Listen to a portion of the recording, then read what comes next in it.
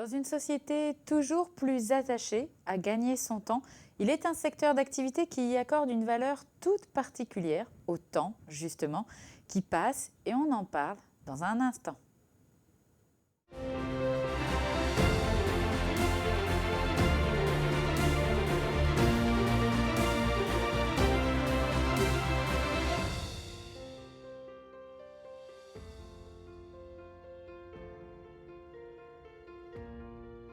Bonjour et bienvenue dans une nouvelle émission de l'avenir en région.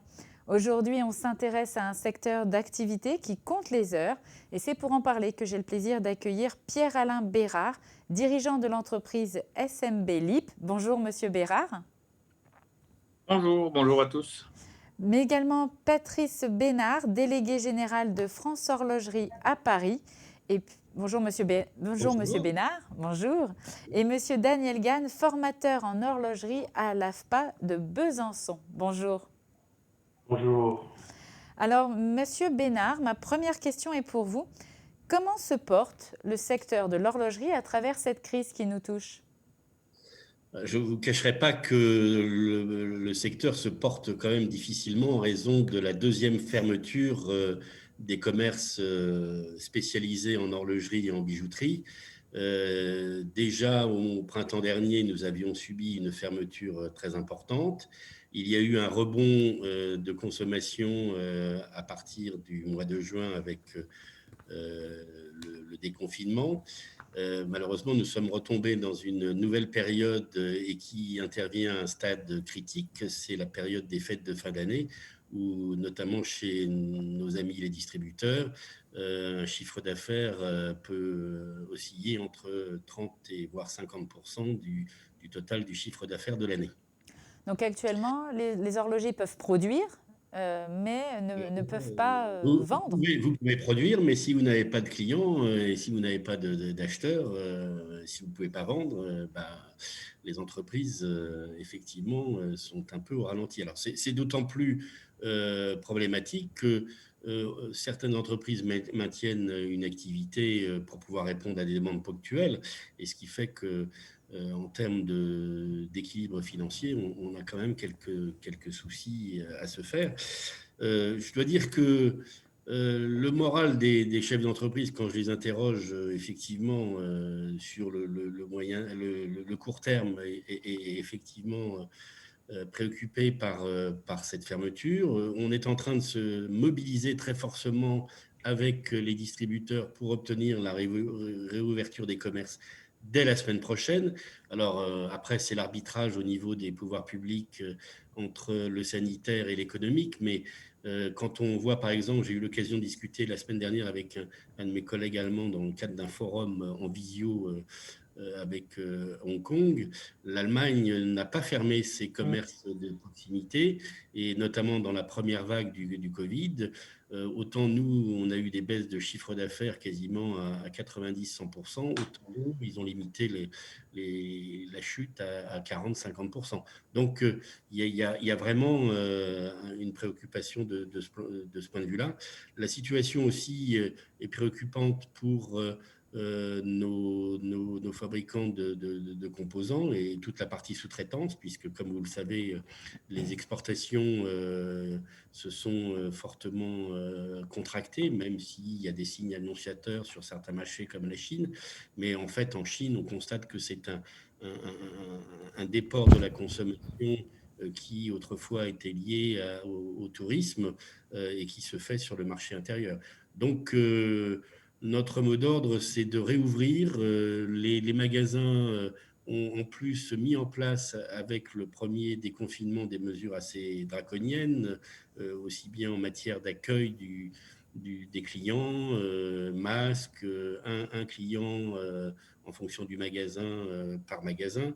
Donc, je crois que les propositions qui sont en cours et qui sont en discussion avec les pouvoirs publics devraient quand même conduire à une réouverture dans le proche avenir de ce principal canal qu'est la distribution spécialisée. Parce que si on attend mi-décembre, eh bien, un certain nombre de commerces vont malheureusement devoir mettre les clés sous la porte. Donc, il faut avoir conscience aussi que la pandémie du Covid, ce n'est pas uniquement un problème sanitaire, mais c'est aussi à moyen et long terme un problème économique. Alors, Monsieur Bérard, vous êtes dirigeant d'une entreprise, l'entreprise SMB LIP. Comment, en tant que dirigeant, votre entreprise arrive-t-elle à traverser la crise? Donc, bon, je vais un peu paraphraser ce que vient de dire Monsieur Bénard.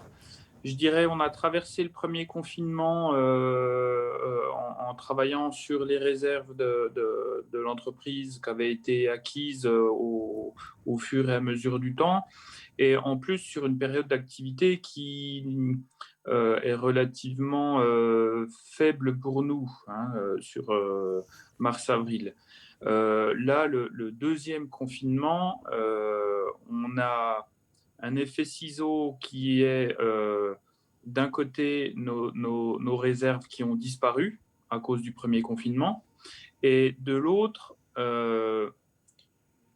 Noël, pour nous, c'est 40% du chiffre. C'est quasiment la moitié de l'année se joue sur une période de 3 semaines, un mois. Et on est actuellement fermé sur les préparatifs de Noël, donc sur la rampe de lancement. J'ai quoi vous dire? C'est presque dramatique pour nous. Voilà. C'est en plus le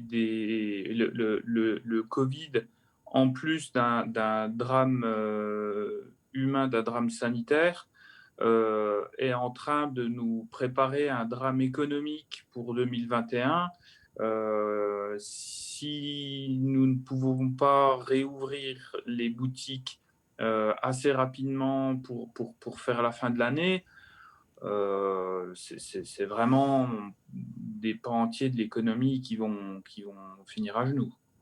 Alors, si je me suis bien renseignée, il me semble qu'en plus, avant le confinement, vous aviez recruté 10 personnes pour accompagner le développement des montres LIP que vous faites. Quels sont vos projets désormais? Ouais, bien mal. Franchement, c'est impossible de faire des projections alors qu'on navigue à vue et à très court terme. Ce qui est sûr, c'est qu'on a investi beaucoup d'argent, que ce soit dans le matériel, dans des ateliers flambant neufs. Donc, Daniel Gann, qui est présent ici avec nous, a été formateur des 10 personnes que nous avons recrutées. Donc, c'est de l'investissement, c'est de l'argent, c'est du temps. Nous, on y met nos tripes pour réindustrialiser la France. Personne ne pouvait prévoir le Covid, effectivement. Reste que nos voisins savent gérer la pandémie sans tuer le commerce. Peut-être qu'on a quelques leçons à apprendre, ce qui nous éviterait effectivement, comme vous dites, d'avoir à abandonner la moitié de ce qu'on vient tout juste de construire. Alors, vous l'avez justement dit, on va parler d'un sujet un peu plus gai, même si j'avais bien compris que la situation pour l'horlogerie était très difficile actuellement.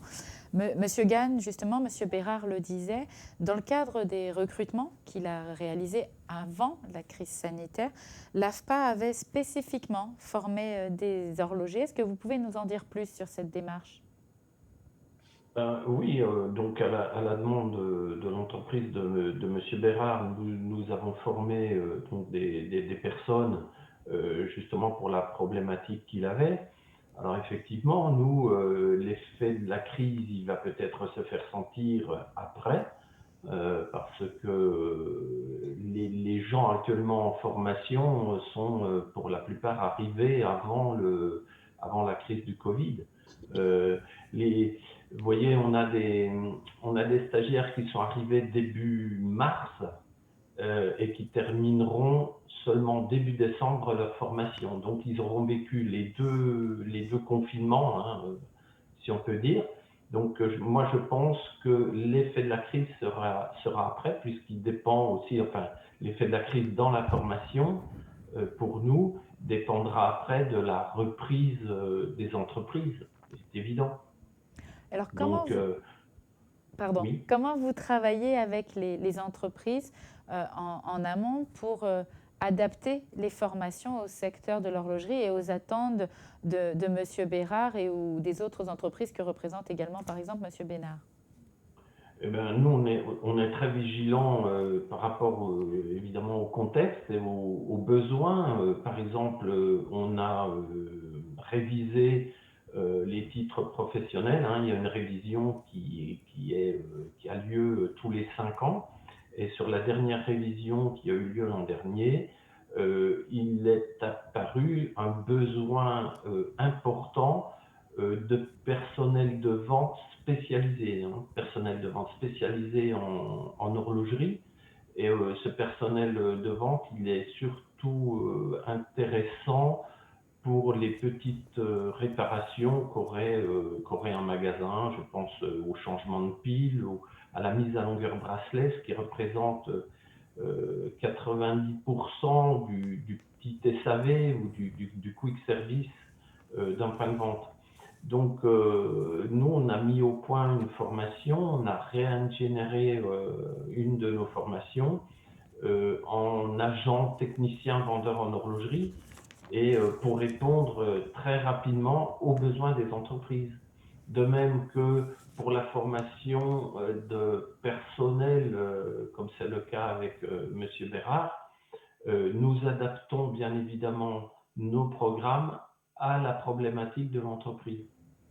Alors, Monsieur Bénard, Monsieur Bérard, quelles sont, de votre côté, vos attentes vis-à-vis des jeunes d'aujourd'hui et vis-à-vis aussi des programmes de formation?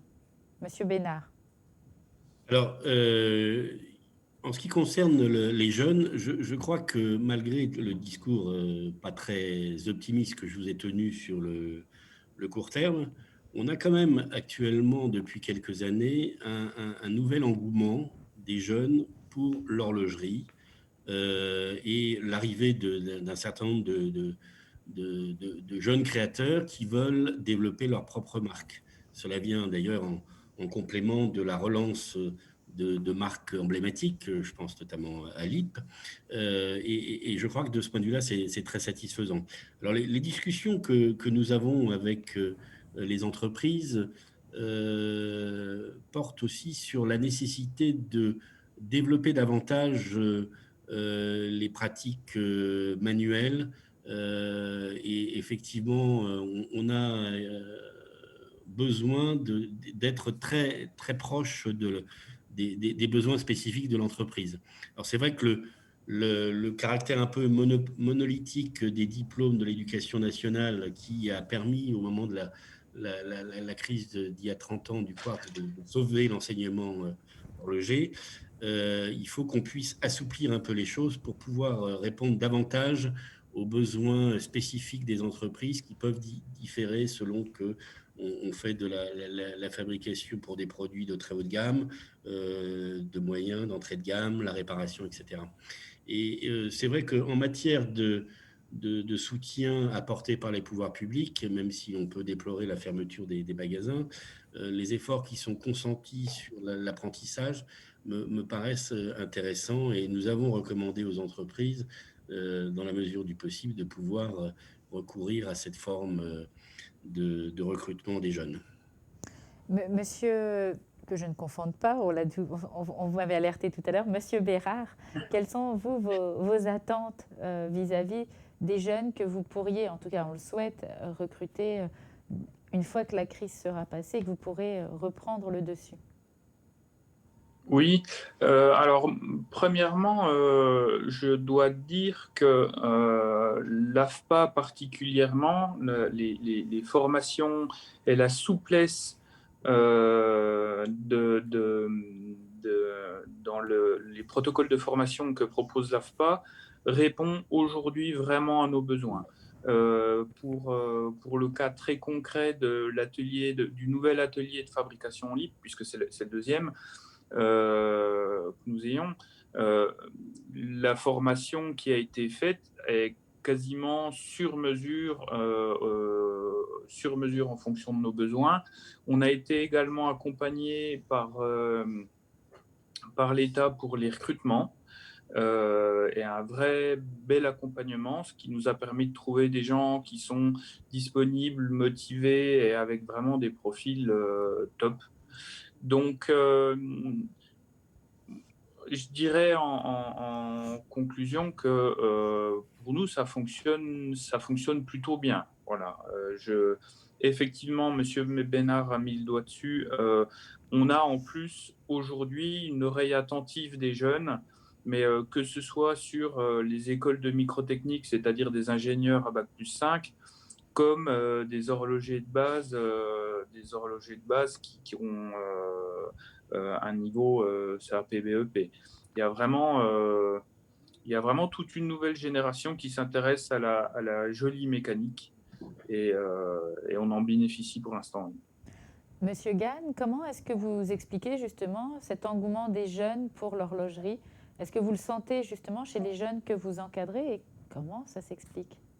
Alors, oui, il y a beaucoup de... En fait, chez les gens qui viennent en formation, il y a des projets. Alors, les projets ne sont pas forcément très, très cohérents ou très pensés. Il y a de la faisabilité. Alors, on a des gens, ben, évidemment, ils veulent créer leur marque, ils veulent créer leur montre. Il y a d'autres personnes, ils vont être intéressés par le salaire, par le salaire qu'ils pourraient avoir dans cette profession. On va avoir également des gens qui veulent changer d'horizon, travailler seul, pas être contraint d'être dans une ambiance d'une entreprise où il y a du bruit, être plutôt seul. Hein. L'horloger, il est plutôt seul dans son travail. Donc voilà, c'est un travail qu'on fait au chaud aussi. Ça peut être important. Donc nous, voilà, on ressent plus ce genre de réaction-là, quoi. Oui, si je peux me permettre d'ajouter, c'est vrai que je constate sur ce sujet le fait qu'il y a pas mal de jeunes qui veulent effectivement développer leur propre activité, leur propre petit atelier. Et ce n'est pas uniquement franc-comtois.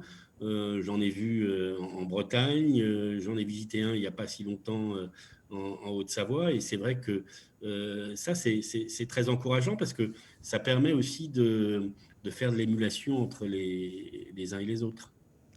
Alors, j'ai une question. Je me dis peut-être que ces jeunes sont aussi attirés par le côté technologique des montres. Alors, est-ce que quand on parle de montres connectées et de technologie de nouvelle génération, est-ce qu'on parle encore d'horlogerie, messieurs? Moi, à mon avis, non. En fait, ça reste une montre qu'on va mettre au poignet. Le problème, comme vous disiez, hein, les jeunes aussi, ils se destinent, ils veulent réparer, ils veulent agir, ils veulent agir sur le mouvement. Donc, ils voient plutôt l'horlogerie comme l'horlogerie mécanique, surtout mécanique. Après, on peut dire que 99,5% des montres dans le monde aujourd'hui sont des montres électroniques. Alors, il y a les montres électroniques qu'on a fabriquées depuis une quarantaine d'années. Et aujourd'hui, on voit apparaître effectivement ces montres connectées. Les montres connectées, on n'a plus beaucoup, enfin, l'horloger, à mon sens, il n'a plus beaucoup d'interventions possibles. Je ne sais même pas s'il peut changer la batterie. En tous les cas, certaines marques ne le permettent pas. Je vais, si je puis me permettre, apporter un petit bémol à ce que vient de dire Monsieur Gall. Il faut bien alimenter le débat. France Horlogerie s'appelle aussi Industrie du temps et des microtechniques.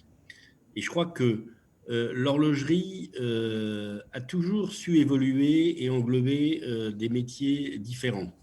Alors, dire effectivement que les montres connectées, c'est pas de l'horlogerie traditionnelle, mécanique, telle que les puristes l'entendent, je suis tout à fait d'accord. Mais je crois qu'on doit réfléchir dans une conception beaucoup plus large de la notion de maîtrise du temps et de diffusion du temps. Elle se diffuse effectivement par les montres. La montre, à la limite, n'est peut-être plus forcément un outil de mesure du temps tel qu'on en avait besoin il y a un siècle ou deux, mais c'est devenu un bijou pour pas mal de gens. Mais je crois que on a le même débat qu'on pouvait avoir quand il y a eu l'arrivée des montres à quartz, où un certain nombre de détaillants disaient c'est pas de l'horlogerie, etc. Et on voit bien le succès, notamment avec Swatch, de la montre à quartz, et puis après la déclinaison avec les applications numériques dans les années 80. Électronique, pardon, et mécanique dans les années 80-90. Par contre, ce que je pense que c'est l'occasion aussi de se poser des questions, et le Covid peut nous y aider aussi, sur l'aspect montre connectée, non pas remplacer l'iPhone, mais intégrer de nouvelles fonctionnalités dans les montres et avoir un mélange entre le mécanique, l'électronique, les nouveaux matériaux. On a des entreprises performantes à Besançon qui sont en train de réfléchir sur des micromoteurs, etc. Et je pense que là, on a des évolutions tout à fait intéressantes pour les horlogers. Mettre des capteurs dans les bracelets pour, par exemple, avoir la mesure du pouls, etc. Je pense qu'on doit rester ouvert à un certain nombre de possibilités, d'autant plus qu'avec la montée en puissance de l'Internet des objets, le temps reste, la maîtrise du temps et du temps qui soit fiable, certifié, précis, reste une valeur très, très importante. Alors, Monsieur Bérard, comment l'horlogerie innove-t-elle aujourd'hui? Comment L'horlogerie, premièrement, on a effectivement le besoin et la capacité aujourd'hui d'intégrer l'électronique et le connecté à nos produits sans pour autant renier ce qui fait de nous au départ des horlogers, c'est-à-dire l'aspect mécanique des choses.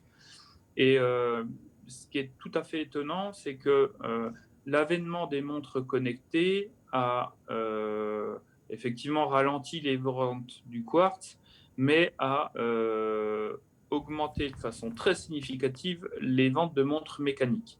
Donc on a vraiment aujourd'hui deux chemins, deux types d'horlogerie qui fonctionnent en parallèle.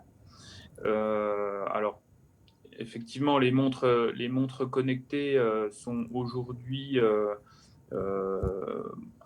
sur les produits avec des écrans. On a vraiment des très grandes sociétés qui sont aujourd'hui leaders là-dessus et qu'il est, à mon avis, impossible d'aller chercher. Mais on peut, tout au contraire, innover sur de la montre mécanique et intégrer des services connectés utiles dans des montres mécaniques. Si vous regardez une montre connectée, la plupart des services qu'ils proposent sont complètement inutiles. Par exemple, le fait qu'elle sonne quand vous recevez un message, oui, enfin le téléphone aussi il sonne quand vous recevez un message. Aujourd'hui, la montre connectée, elle agit réellement sur deux choses, c'est un, le sport, deux, la santé. Et à travers des capteurs qui peuvent être soit intégrés dans le bracelet, soit même aujourd'hui intégrés dans des mouvements mécaniques, c'est-à-dire on ouvre les mouvements mécaniques, on les agrandit pour faire de la place et y intégrer des capteurs. J'ai rencontré il n'y a pas longtemps des fabricants de mouvements suisses suisses mécaniques qui ont intégré des capteurs connectés dans ces mouvements-là. On peut se faire rejoindre ces deux mondes et proposer une vraie alternative à des montres connectées qui, quand même, si on regarde bien, tiennent la batterie une journée, quand une montre automatique, si vous la portez régulièrement, n'a jamais besoin d'être chargée. Donc on a une vraie opportunité de proposer des produits du moment que ce soit utile. Ce qui veut dire que chez SMB Lip, vous travaillez notamment sur ces innovations? Alors, on travaille avec les gens, on travaille avec des entreprises effectivement qui je dirais, essayent de faire rejoindre ces deux mondes. Après, nous, on n'a pas la capacité vraiment de développer de l'électronique en interne. Notre métier, au départ, c'est plutôt le mécanique. Mais se faire rejoindre les deux mondes, c'est quelque chose, qui nous intéresse. C'est vraiment un beau défi. Et deux, c'est quelque chose dont on est capable, si on s'associe avec des startups, des gens là très branchés. En plus, on a une belle carte à jouer en France parce qu'on est quand même assez pointu là-dessus. Alors certes, on n'est pas à la Silicon Valley, mais la French Tech, c'est pas qu'une vue de l'esprit.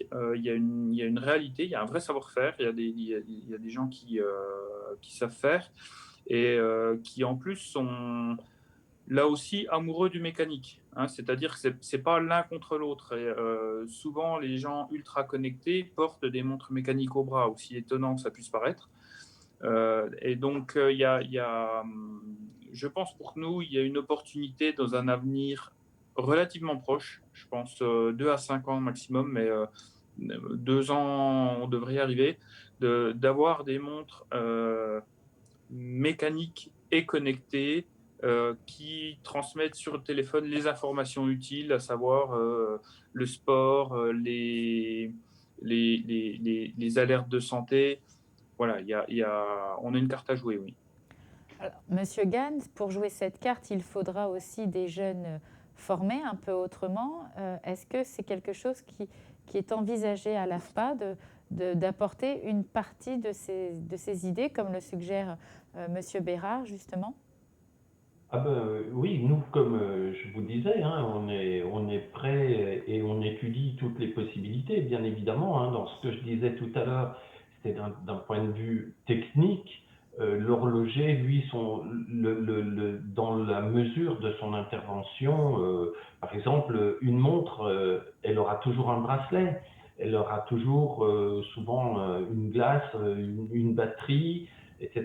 Et donc, s'il est possible d'intervenir dessus, nous, on formera nos stagiaires à ces interventions techniques, bien évidemment. Bien évidemment. Alors, autre sujet, je voudrais parler un peu d'international. Alors, Monsieur Gann, pardon, Besançon n'est pas très loin de la Suisse, un voisin plutôt réputé quand on parle d'horlogerie. Est-ce que c'est une concurrence que vous sentez à la fois pour intégrer des jeunes en formation ou pour au moins après peut-être retenir nos talents en France?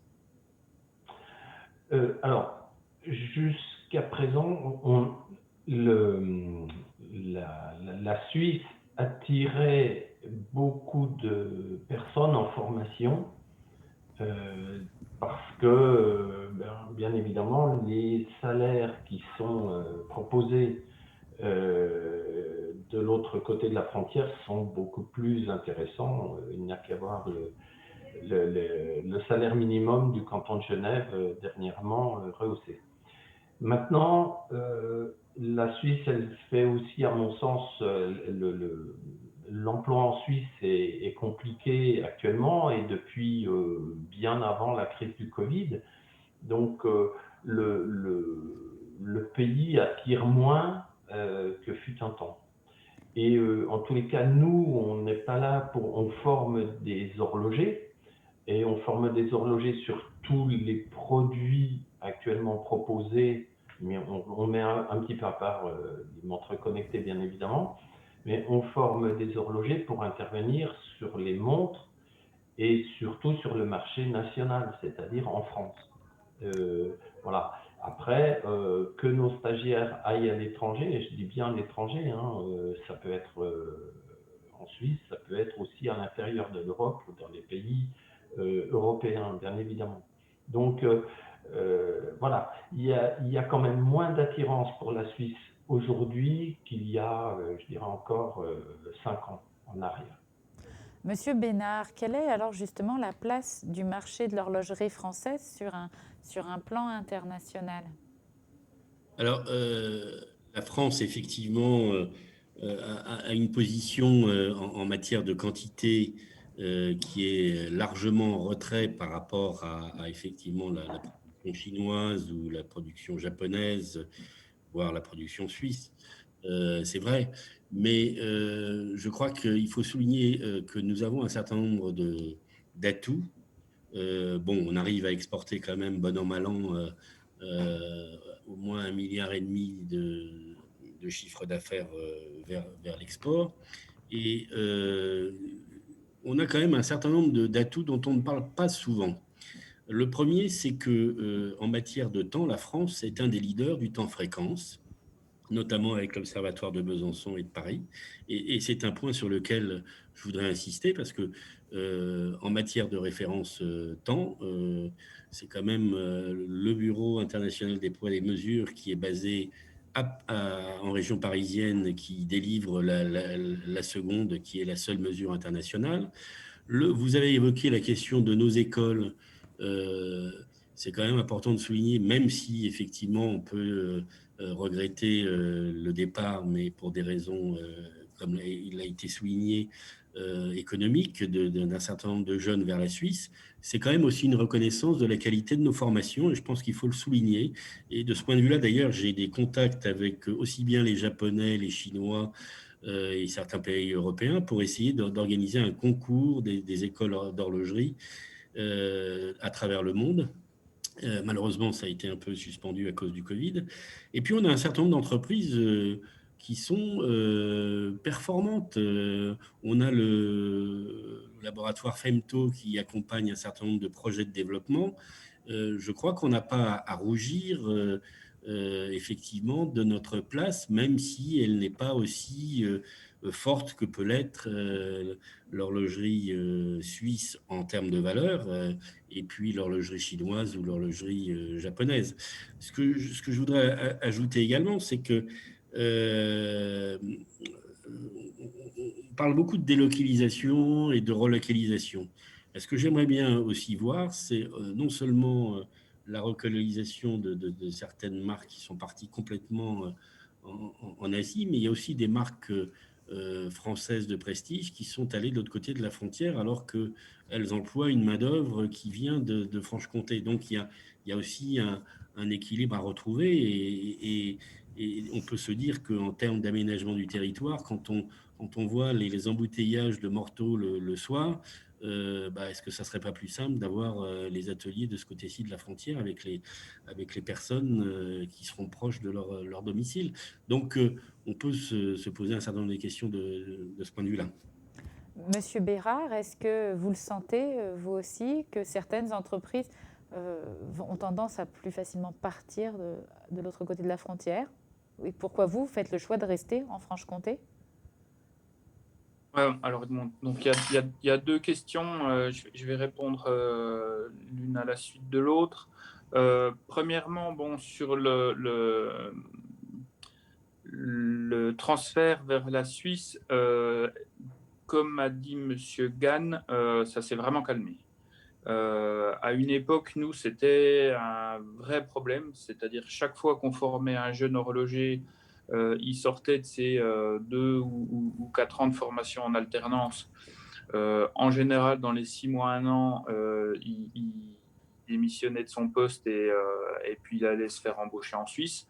Ça a longtemps été un gros problème pour nous, ça l'est beaucoup moins aujourd'hui.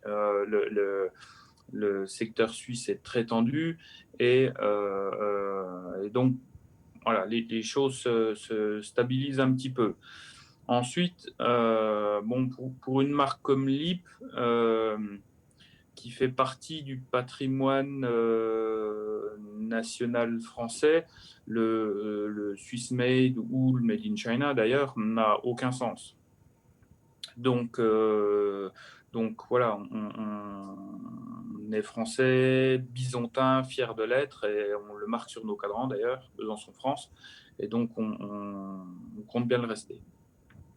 Mais écoutez, messieurs, une dernière question en conclusion pour voir avec vous, est-ce qu'on peut quand même être confiant pour l'avenir de l'horlogerie française? Rassurez-nous. Je sais que la crise est difficile, mais est-ce qu'on peut quand même rester optimiste?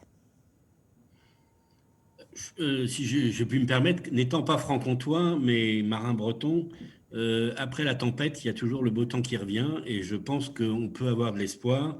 notamment par le dynamisme de nos entreprises, par l'intérêt des consommateurs pour la montre en particulier.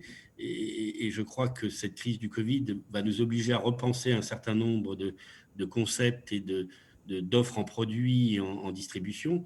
Mais il y aura toujours de la place pour le temps, et c'est quelque chose dans ce contexte-là qui me paraît très porteur. Et puis, monsieur Bérard, est-ce que on peut faire du click and collect avec une montre LEAP?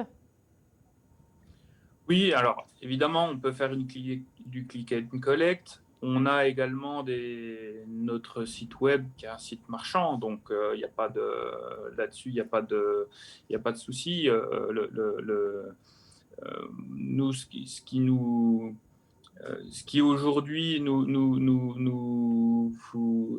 travaille un peu plus, c'est il faut bien comprendre que les partenaires qui actuellement sont fermés, c'est des gens avec qui on travaille depuis 20 ou 30 ans, qui sont autant nos amis que nos clients. Et c'est vrai qu'il y a des situations qui sont un petit peu compliquées à gérer. Après, l'horlogerie et la montre a traversé des crises très différentes, que ce soit l'arrivée du quartz dans les années 70, et il y en a eu d'autres avant et après. Elle s'en est toujours remise et elle a toujours su se réinventer. Je crois que c'est ça la clé. Et je n'ai aucun doute sur le fait qu'elle arrivera à se réinventer, surtout quand on voit l'attrait des jeunes et très jeunes pour ce type de produit. Donc, n'ayez aucune crainte. On traversera cette crise comme on a traversé les autres. Voilà, le message du début, c'était surtout aux politiques qui aujourd'hui ont la main pour alléger les souffrances, voilà, qu'ils le fassent vite. Mais sinon, il y a pas de souci. Et puis pour terminer, Monsieur Gann, vous êtes au contact de l'horlogerie de demain. Vous êtes confiant?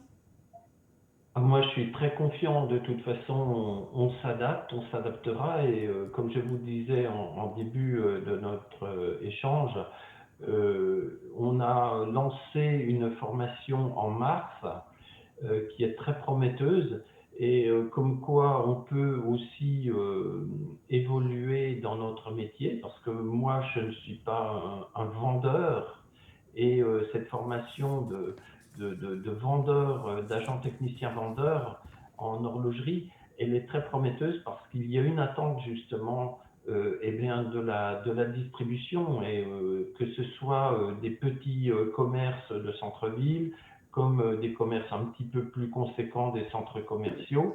Et on s'adaptera toujours, et de toute façon, il faudra toujours des techniciens, ne serait-ce que pour mettre à longueur le bracelet de la montre que vous venez d'acheter, bien évidemment. Eh bien, messieurs, en tout cas, je vous remercie tous les trois pour votre temps. Merci d'avoir participé à cette émission de l'avenir en région, avec un focus tout particulier aujourd'hui sur la Franche-Comté et son secteur de l'horlogerie hautement qualifié et hautement réputé. Merci en tout cas à vous trois. Et puis, on se retrouve la semaine prochaine pour une nouvelle émission. On parlera cette fois d'intelligence artificielle. À bientôt.